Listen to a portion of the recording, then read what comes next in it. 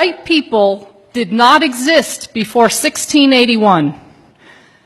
Again, white people did not exist on planet Earth until 1681. Number two, any claim that this group called white people, any claim that that group is rooted in biology or derived from genes or biology or is innate or is from nature is a lie. Third and final point. As a matter of foundational law, actually let me say it this way, white supremacy has been embedded in the United States of America from its founding as a matter of law. Now, I don't expect you to buy all that, to get all that, to believe all that, at least not now. But my job is to share with you the legal history that proves each of those three claims that I begin with. Did you know that white people have only been around for about 250 years? Yep. If you go back before the 17th century, there was no such thing as identifying as white or identifying as Caucasian. Those things didn't exist as identities. As you go back in European history, what you discover is Europeans spent most of their time and energy unaliving each other. The English hated the Irish, the Scots hated the English hated the French, everybody hated the French, the Germans hated the Italians, everybody hated the Germans. It was a full-time occupation in Europe, hating each other and unaliving each other as fast as humanly possible. Very few people wanted anything remotely resembling a centralized identity that would end their nationalist hatred of their neighbors, like realizing that you shared a common ancestry. This unifying ideology of whiteness and Caucasian wouldn't come about until global expansion would begin. And this was key to the creation of the white identity. None of those people felt the need to be white before, or identify as being white, or identify as being Caucasian. You see, the lords and kings and rulers of Europe were many things, but they weren't entirely stupid. As the planet began to open up, they quickly realized that they were outnumbered by black and brown-skinned peoples of the earth. And those black and brown-skinned peoples inhabited lands filled with resources, often untapped and undeveloped resources, at least as they saw it. And where there are resources on this planet, there must be a white guy there to steal it and exploit it. But how do you do that when you're so outnumbered? Well, one of the things you have to do is stop wasting all of your energy unaliving each other so you're not as outnumbered. Sure, if you were English, it was still fun to hate the French, at least as a hobby. But that's not where you were going to win your bread and butter. The ruling class began messages of white unity. We're not just English and French and Italian and German and Polish and Swedish. We are all white. We are all one, and we're more than just white. We also share the same Christian God. Sure, our Christian God varies tremendously from one group to another, and we all believe the other group is going to burn forever in the fires of hell, but we won't talk about it during this conversation of unity. We are all white. We are all Christian, and we must unite together so that we can take the lands, wealth, and prosperity of the rest of the planet currently being occupied by black and brown people. This was the strategy, and for the most part it worked. Exploiting black and brown people for fun and profit was a sport that all white people could enjoy, regardless of their history of hating each other. Sure, the French were still gross, and the Irish were subhuman, and if you were a dark-complected German, you might need to hide your identity by calling yourself Black Dutch, but at least we could all come together under our whiteness. Even if I hated your guts, I would know that you still had my back, keeping those black and brown people in check. Happy whiteness. All right, so let's talk about something that many people feel but don't always have, the language to explain it. That white people don't actually exist in a way we're taught to believe they do. On their own, these people are British, they're Irish, they're Italian, they're German, they're Scandinavian. And politically, they're conservatives, they're liberals, they're Democrats, they're Republicans. And they argue, they fight, they divide endlessly. But the moment a black person, a brown person, or any other person of color, enters the space, suddenly they lose the differences, and suddenly they're united, suddenly they're white. Now, first of all, right there and then, that should tell you something important, that whiteness is nothing biological. It's not a biological or in any way a scientific reality. It is a political invention. And I'd say what we are seeing in America today, especially under Donald Trump's administration, is not new. It is just a reactivation of an old system that is designed to protect power, wealth, and control. So let's go. Let's get started.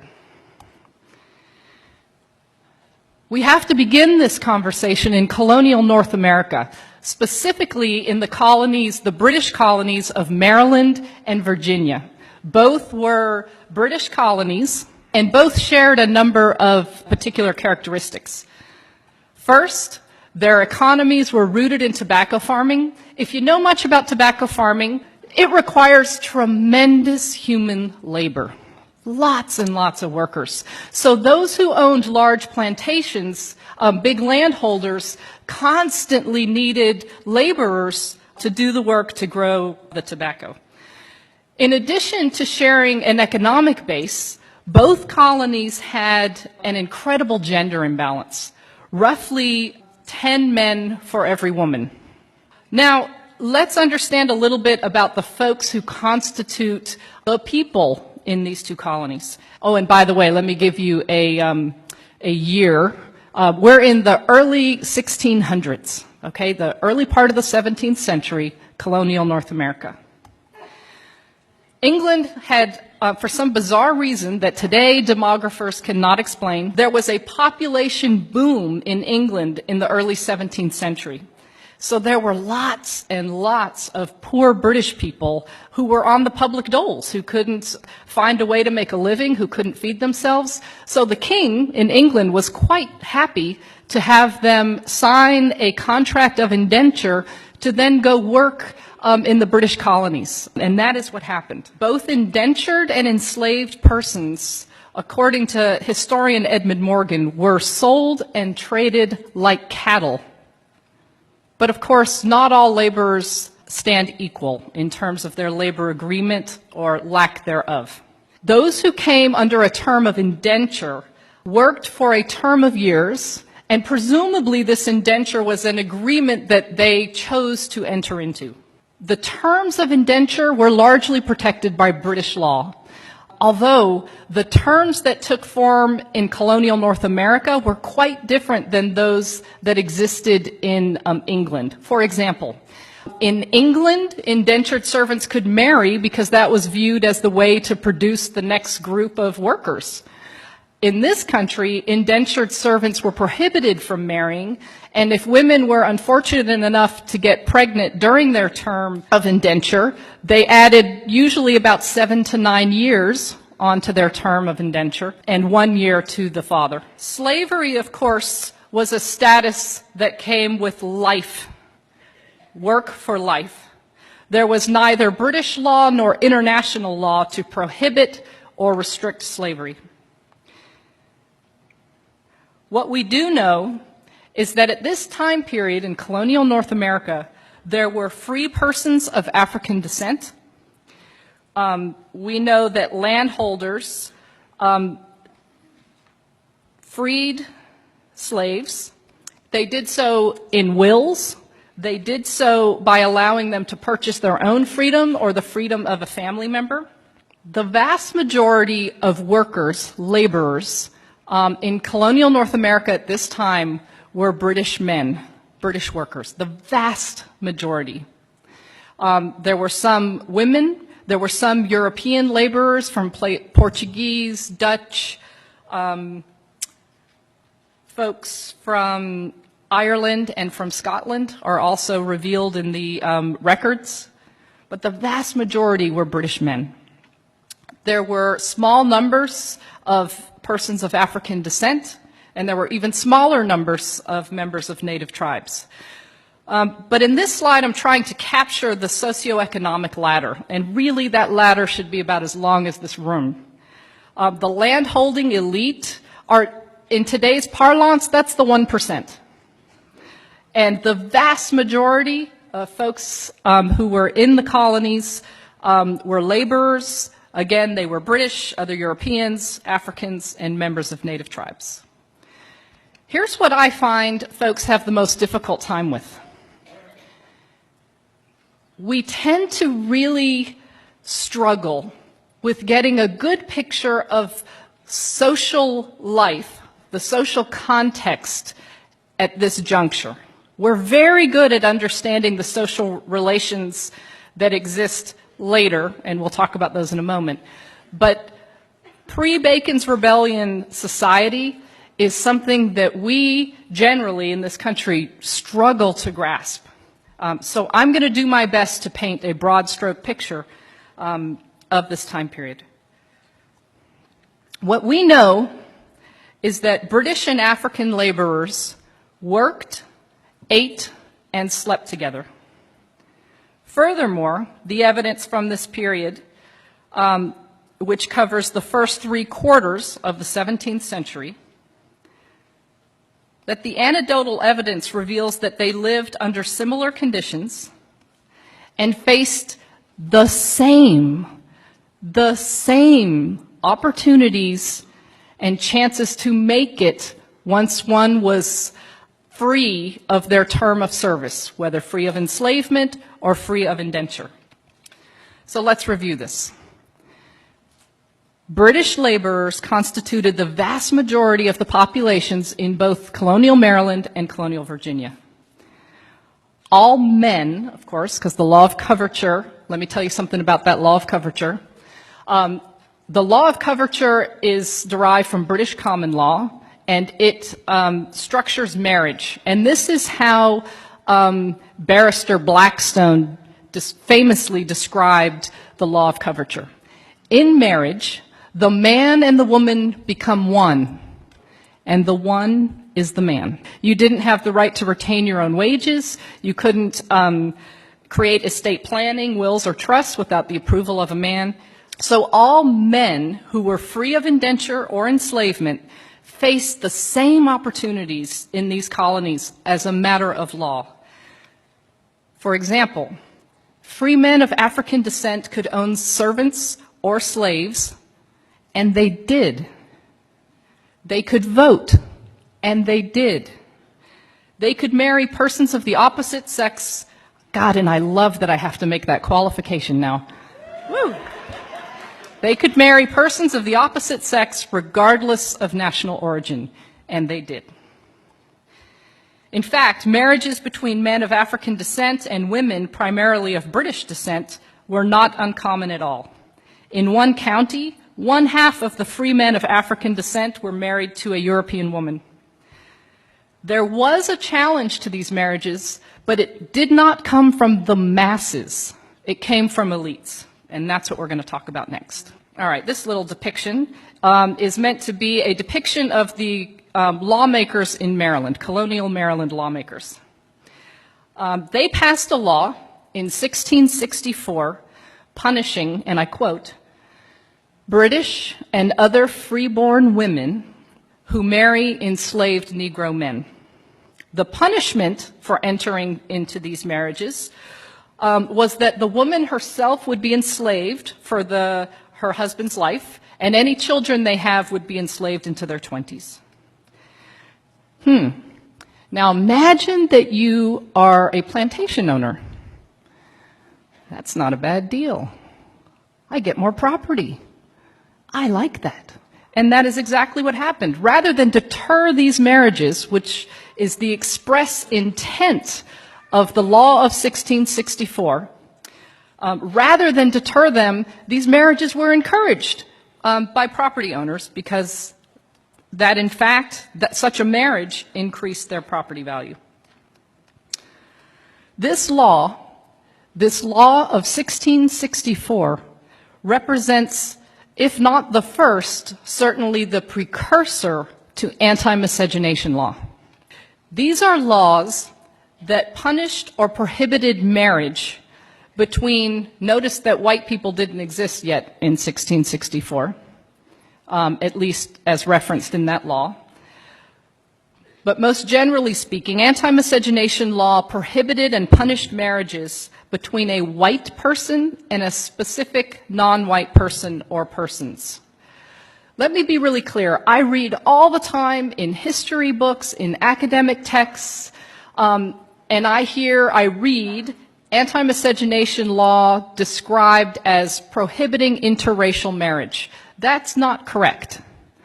For example, a member of a native tribe could marry a person of Chinese descent. Both were understood as racially distinct, but never did anti-miscegenation law prohibit such kinds of marriages. The only marriages that anti-miscegenation law prohibited were those between a white person and always a person of African descent, and sometimes various other groups. Okay, so just so we're really clear about anti-miscegenation law and its link to whiteness. A couple other things to note about anti-miscegenation law. It's not derived from British law. Anytime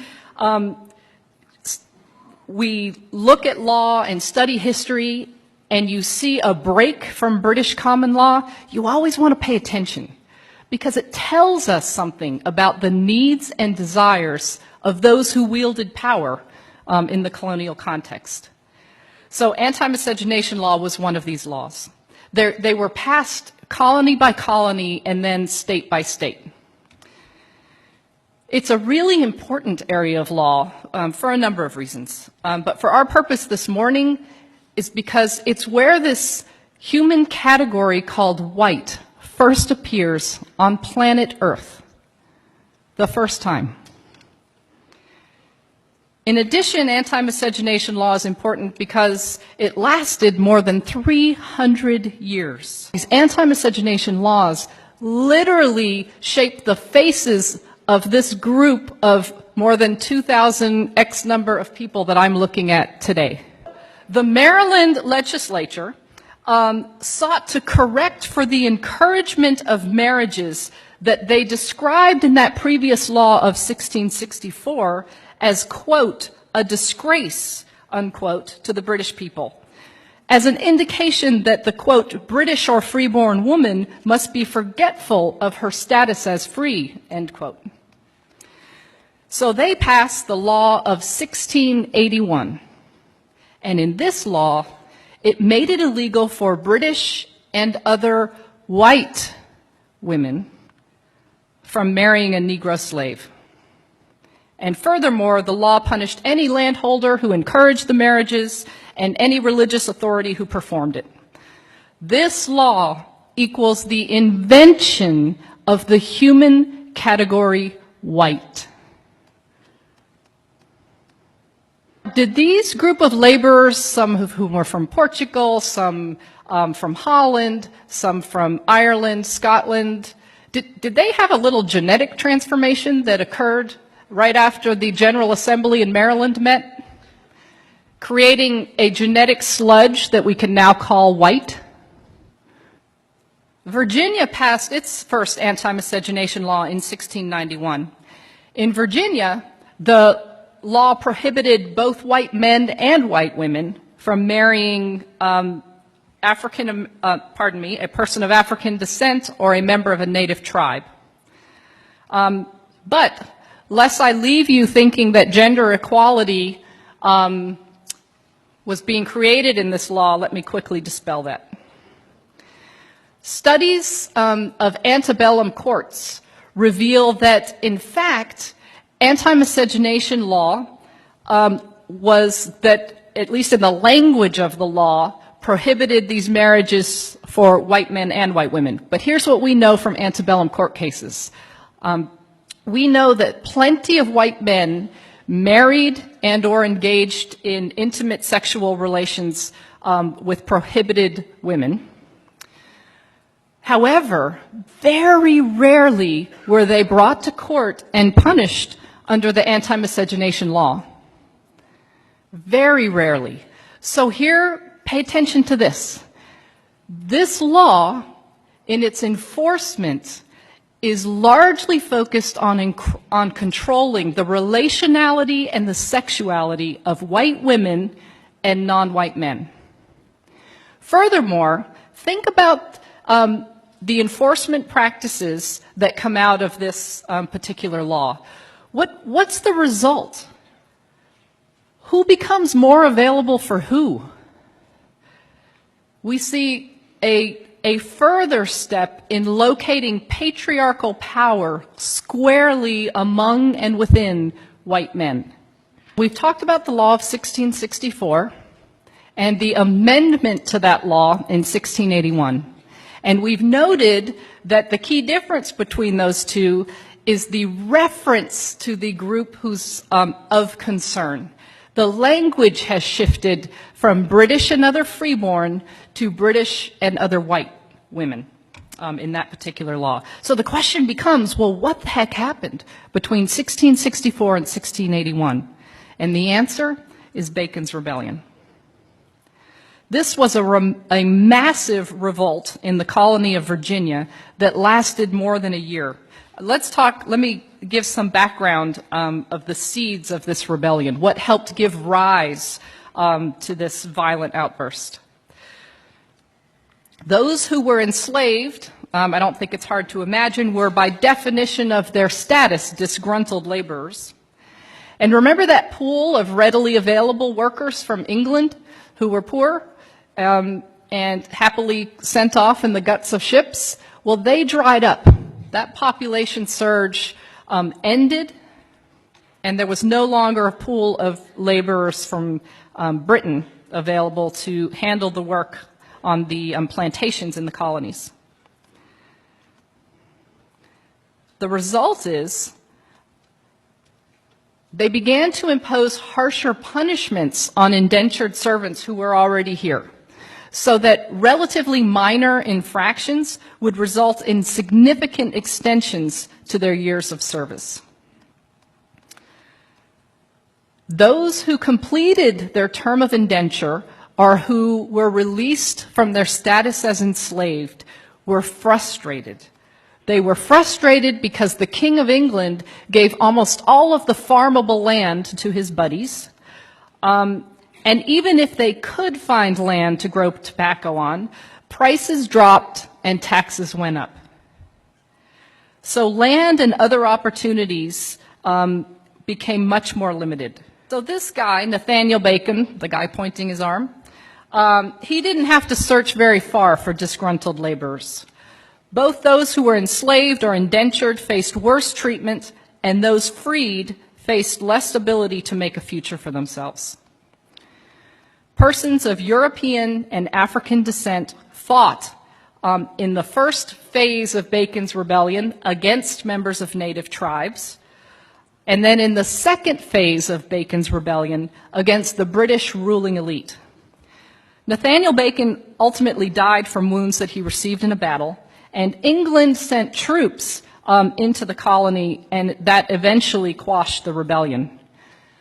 But not without having made a significant impression upon those who wielded authority and were threatened by this rebellion.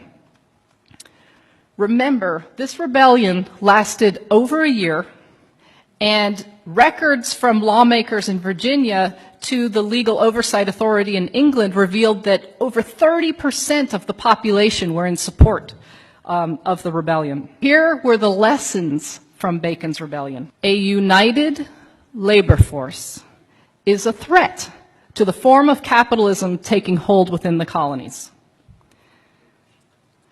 Virginia lawmakers wrote letters to the Oversight Authority in London explaining that they intended to pursue a divide and conquer strategy in order to prevent future rebellion. It's only after Bacon's Rebellion that we see the emergence of white people as a group of humanity. Let's think about this for a minute. 1681, some lawmakers invent a new label for a group of people. Imagine, if you will, just for a second, for fun here, that I'm a lawmaker, and I just pass a law claiming that 3/4 of you in this room are crunchies. Okay? So 3/4 of you are crunchies, and the other quarter of you are not. Who gives a damn? Who would care? Some silly lawmaker came up with a label for you. It's really unlikely that it would mean much. But let's say I follow it with this. Those who are crunchies, you can pay no more than $25 a night for that hotel. No more. Those who are crunchies are the first to come into any room at this conference and the first to leave. The first in line at the bathroom, at lunch, at any other line that forms, and the first to get to leave. And that these privileges and advantages that come by virtue of this label that I asserted upon you as a lawmaker continues when you walk out these doors. That it shapes how you are treated and what you get to do for years and years to come. Imagine you're one of the crunchies. Imagine how you might start to feel. Wow, I must be special. Imagine you're not a crunchy. Wow, what's wrong with me? This is not fair. Let's return to the divide and conquer strategy. Laborers, prior and through Bacon's Rebellion, were united.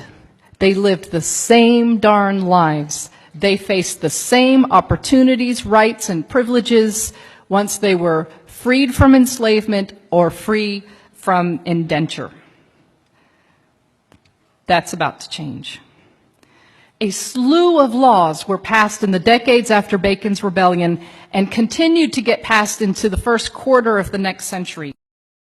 The first slew of laws included the prohibition of free blacks from holding public office, the prohibition of blacks and native tribal members from marrying whites, the requirement that whites, upon completion of their terms of service, be paid goods including guns and gunpowder, a prohibition of free blacks possessing a weapon. We're going to come back to that. The prohibition of blacks testifying against whites. These laws began to give different meaning to these labels that prior to this moment just referenced where your nation of origin was. Not anymore. I want to return quickly to the law that prohibited free blacks from possessing a weapon. What this law did was essentially strip free black men of their ability to hold patriarchal power. Because look, under the law of coverture, here's how things worked. Men were in control, controlled women, their spouse, controlled their children, and had legal authority to do so, including severe beatings, all financial assets and land. The man had the control. But the exchange was that in exchange for that authority, he protects. That's the trade-off for patriarchal power. Stripped, made impossible by virtue of this law. And then let's look at this law that prohibited blacks from testifying against whites. We will see that throughout U.S. history. Mexicans prohibited from testifying against whites, Chinese prohibited from testifying against whites, and then it just becomes mongrels, the label, to include persons of Japanese descent and the like. So that's a law that we see throughout U.S. history. When you look at these laws, what's the message to white people? Each one of these laws has a message to this new group of people called white folks, on the one hand, and a message to those who it denies or restricts on the other. Each one of them. This package of laws, first passed after Bacon's Rebellion, did something extraordinary. Let's imagine that that light up there represents the landholding elite, the 1%. And this represents the socioeconomic ladder in the colony, okay? And so this hand over here represents this new group of laborers called white ones. And this hand over here represents laborers of African descent and members of native tribes.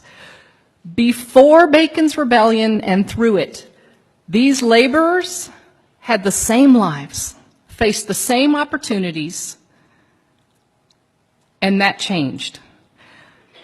But when you look at these laws that passed that created this change, it divided these, created different meaning for this group versus this group, but it didn't do a whole lot to lift the economic status of white people closer to that of the white elites.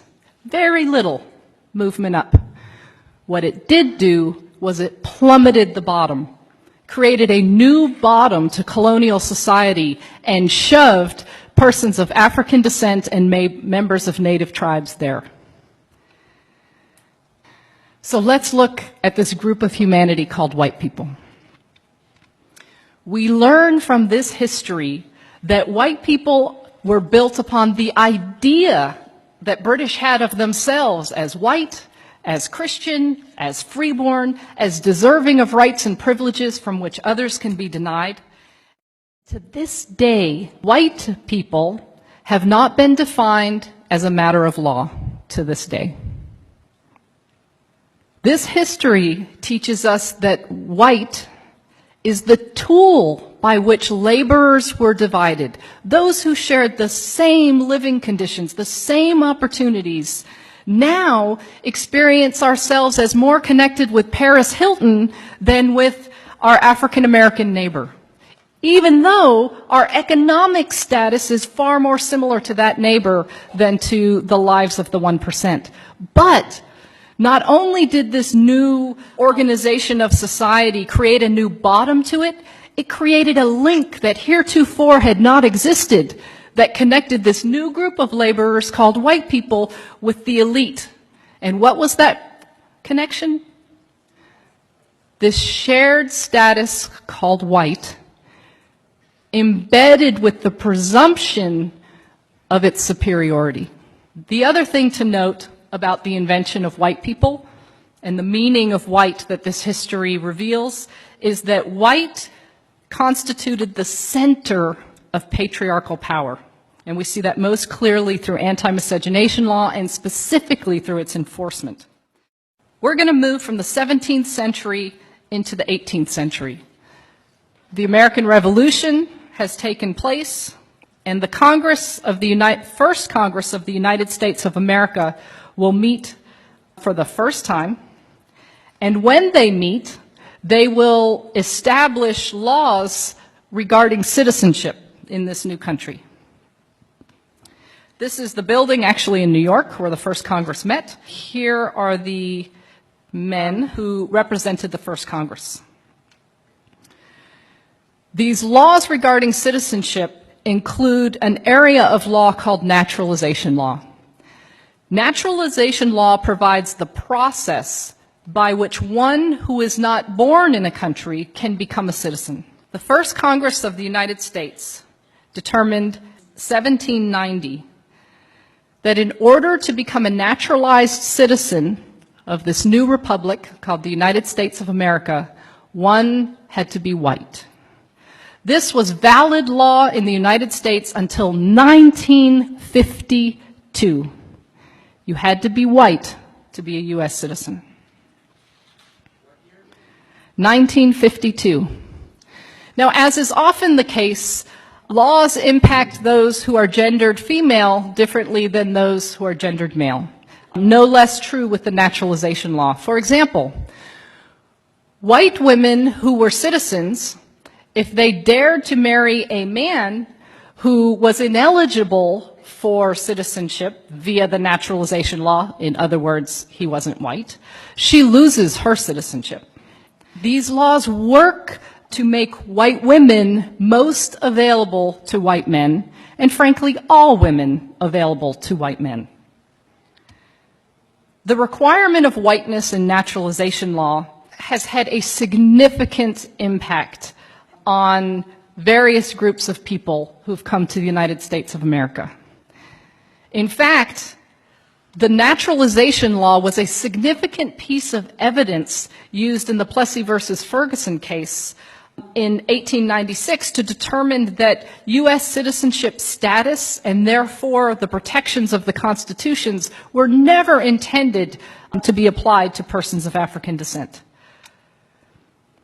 Naturalization law assured that the masses of Chinese laborers and then Japanese laborers and then various other groups of laborers who came to this country would remain cheap, dependent labor. Why? Because even though they were significant in number, especially relative to their employer and landholders and railroad companies, if you're not white, you're not a U.S. citizen. If you're not a U.S. citizen, you don't vote. If you can't vote, you can't voice your political needs and desires, thereby reducing these groups of people to dependent, cheap labor. In addition, naturalization law was used to block persons of Chinese and Japanese and Filipinos, and we could go on, various groups. Not only did it result in them getting paid less for doing the same job, but all kinds of taxes got imposed upon them. So there was a foreign wage tax, various laws were passed that blocked them from being able to work in the public sector, blocked them from being able to hold a managerial position, and then of course alien land laws were passed. These were laws that made it illegal for those ineligible for naturalization, i.e. not white people, made it illegal for them to own property. And so what's the result of these laws for white people, right? Because we're real good about seeing the harm that these laws cause for certain groups. But let's get the flip side of that coin. When I make land, when I make a whole group of people ineligible to purchase land, it makes more land available and cheaper for me, for white people. When you're the lowest paid worker and prohibited from moving up as a matter of law, then those positions that get paid more, that are more desirable, are more available to white people. So we see, just from this one law, and I could spend another hour with you at least going through these combinations of law, naturalization law, anti-miscegenation law. All right. So, whiteness is not natural. It is not scientific. It is not biological. It is a construct. It is created deliberately for political and economic reasons. And historians like the white lady we have been listening from, Jacqueline Batalora, traces the formal rise of whiteness in America to the late 1600s. She says 1681, when the laws were written to separate Europeans from Africans and indigenous people. Before that, poor Europeans, Africans, and native people would often, work together. They lived together, and they even rebelled or, fought together. But then that unity amongst these people, terrified the ruling class. And so the elites invented a new identity: white, not as culture, not as ancestry, but as, status. It was a deal, a psychological wage, like a promise that said, you may be poor, and this is to poor white folks, that it told them, you may be poor, but at least you're not black. And then that lie really became the foundation of America. And in a moment, we're going to break it down and see, the relevance of it today. So you notice how whiteness behaves. When it feels safe, it fractures. Italians against the Irish, the conservatives against the liberals, the Protestants against the Catholics. But the moment a person of color enters the space, then whiteness is activated. Whiteness suddenly becomes, unified. And that tells you something critical. Whiteness is reactive. It only fully exists when it feels threatened, Uh, but then there's something to it that people don't know, and especially poor white folks don't know. And that's exactly what we are seeing in America today. Under Donald Trump, whiteness is being reactivated openly. Immigration is framed as invasion and as the problem. Diversity is threatened, is treated as danger. People being diverse, America being as diverse, beautifully diverse as it has always been, is now being seen as danger. And that's why you've heard from Donald Trump suggestions that Black history is now being labeled as divisive. They want to erase it from history, from the museum. Even acknowledging racism as a problem in America is now seen as an attack on the nation itself. But you need to know this is not about policy. It is about identity panic, I can say. America is changing, like demographically, culturally, globally. And for a system that is built on whiteness, now then equality to them feels like extinction of some sort. Uh, you see, in about some 20 years to come, the whites in America would stop being the majority. Now they just become like any other minority and probably will have another a majority. But now that is the problem because they are not taught, they cannot fathom an America where whites are not the ruling class. They're not the ones controlling. Because when the moment they lose the power demographically, now they are not a majority demographically, then they would likely start losing power even economically and more so politically. So whiteness responds through law, through force, through narrative, building propaganda, creating narratives now. And borders then are hardened, police power expands, and dissent is actually criminalized. And that's what we are experiencing today in America. And fear becomes, the organizing principle. Today, on social media, you come across Americans making videos saying, the country is very politically charged, and they can feel that the country there's a lot of fear. Fear is palpable, and others are even saying, last night I was watching a video of an American saying they are not even feeling safe making the video because right now the administration of the day is even observing what you say on social media, and they do not like people that are not, any dissenting voices are not very welcome. So, but here is what is important to understand. This was never about white people versus black people. At its core, the system is about elite power versus everyone else, whether you're white, whether you're black, whether you're brown. As long as you don't have power, then the elites will categorize you, together, and then it will become them versus everybody else. The same system that exploits black and brown communities is also the same system that exploits poor working class white people. The difference is that whiteness offers the poor white people a certain sense of, a false sense of belonging, making them believe that they are closer to power than they actually are, we can say.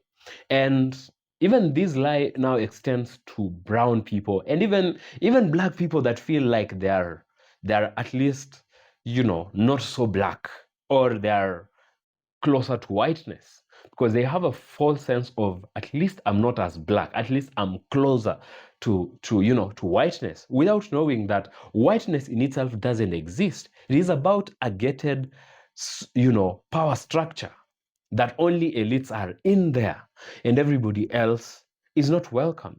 So that's why white elites, are, perfectly willing to sacrifice even the white working class communities. Have you seen today when Donald Trump, what he's doing to poor white farmers, poor white Republicans, the farmers that voted for him that are white? He doesn't care about them per se, because he just used them to get what he wanted, and which was power and dominance and control. And so what we are seeing is he shuts small businesses, he shuts the small factories, their farms. He will even destroy their unions, cut healthcare that the same white people that look like him are benefiting from, and we leave those people unemployed, and doesn't really care. He's willing to help his rich friend in Argentina with billions of dollars, while leaving his own farmers, poor white farmers that voted for him, that are so close to him. He doesn't care about them anymore. So, because whiteness was never meant to protect all white people, it was designed to protect, ownership, wealth, power, and control. So poor whites are also expendable, black people are exploitable, and the elites are the ones that remain untouched. So to keep this system running, the ruling class really creates categories, divisions, and constant conflicts. They point people towards, immigrants, towards black people, at the poor, while what they're actually doing is they're creating tension. And in the midst of the chaos, they quietly extract wealth, and then they tighten their grip on power. You have Americans today complaining that their country looks like it's slowly slipping into authoritarianism, because all they want to do is tell you that the problem are the immigrants, the problem is black people, or poor people. And so when everybody thinks that immigrants are the problem, what they are doing is they're tightening their grip on the power. And that's what we are seeing. And that is the real reason, equality is feared in such a system, not because it is unfair, but because it exposes the truth. Whiteness has no real substance in it. Trump didn't invent this system, though. It's good to note that. He simply just removed the mask, or reactivated it openly. And what we are witnessing now is whiteness behaving exactly how it was designed to behave. So no, whiteness is not real in the way people think it is. It's only real as a tool, as a weapon, as a contract designed to protect elites while dividing everybody else. And America today is reminding us that the real struggle is not black versus white. It is the powerful versus the powerless. It is the owners versus the exploited, basically. And until that illusion is eventually or finally broken, the same people will continue to suffer, while the same elites will continue to benefit from the system. Yeah, so that's my take on this, and I hope you enjoyed. I hope, most importantly, you learned something from it. If you have anything you want to share, then leave me a comment in the comment section. Give this video a thumbs up, like this video, share it, and subscribe to this channel, and I'll really appreciate. So until next time, I'll see you in the next video.